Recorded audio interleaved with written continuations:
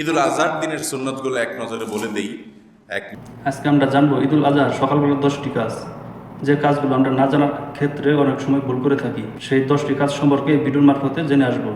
তার আগে ভিডিওটি যদি ভালো লাগে অবশ্যই ভিডিওটিতে একটি লাইক করে চ্যানেলটি সাবস্ক্রাইব করে যাবেন। কোরবানির ঈদের দিনে যে সুন্নাতগুলো আছে সেগুলো বিশেষভাবে আমরা যেন মানার চেষ্টা করি, সেটাও আল্লাহ তাআলা আমাদেরকে তৌফিক দান করি।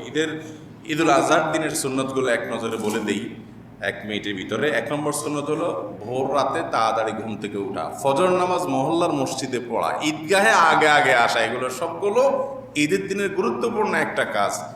এই তিনোটাতে আমরা দুর্বলতা করি। ঈদের দিন দেরিতে উঠি, অনেকে ফজর নামাজ মসজিদে পড়ি না, আর ঈদগাহে দেরিতে আসি। এর কোনোটাই উচিত না, এর উল্টাটা করতে হবে, অর্থাৎ তাড়াতাড়ি আসতে হবে, তাড়াতাড়ি ঘুম থেকে উঠতে হবে, ফজর জামাতের সাথে পড়তে হবে। নাম্বার 2, মেসওয়াক অন্যদিন তো করবেনই, ঈদের দিন স্পেশালি মেসওয়াক করা সুন্নত।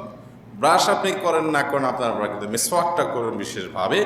3 নম্বর হলো ঈদের দিন গোসল করবেন সুন্দর করে ঈদগাহে আসার আগেটা ঈদের দিনের আমল। 4 নম্বর হলো সুগন্ধি ব্যবহার করবেন যতটুকু আপনার তৌফিকে আছে ততটুকু। 5 নম্বর আমল হলো পোশাক যা আছে এর মধ্যে সবচেয়ে সুন্দরটা পরবেন, যতটুকু সাজগোজ করা যায় শরিয়ার গণ্ডির থেকে এটা করবেন। 6 নম্বর আমল হলো ঈদগাহে আসার সময় তাকবীর যেটা, এটা একটু জোরে পড়তে পড়তে আসবেন ঈদুল আজহার সময়। এটা ঈদুল আজহার সুন্নাত।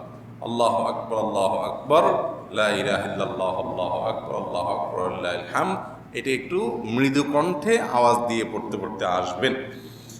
আর 7 নম্বর হলো ঈদুল আজহাতে ঈদগাহে আসার আগে কিছু খাবেন না। ঈদুল ফিতরে যেরকম কিছু খেয়ে আসেন মিষ্টি টিষ্টি, এখানে কিছু খাবেন না, বরং কোরবানির পশুর গোশত দিয়ে দিনের প্রথম খাবার খাবেন। পশু থেকে গোশত রান্না করে সেটাই হবে প্রথম খাওয়া, ফার্স্ট খাওয়া, তার আগে কিছু খাবেন না। এটা এই দিনের আমল।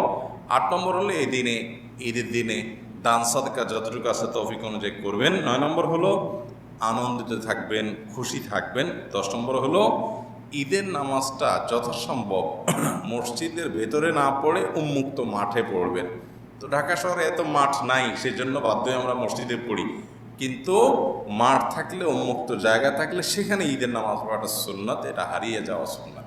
এই আমলগুলো ঈদুল আজহার সুন্নাত। আল্লাহ তাআলা আমাদের সবাইকে আমলের তৌফিক দান করুন।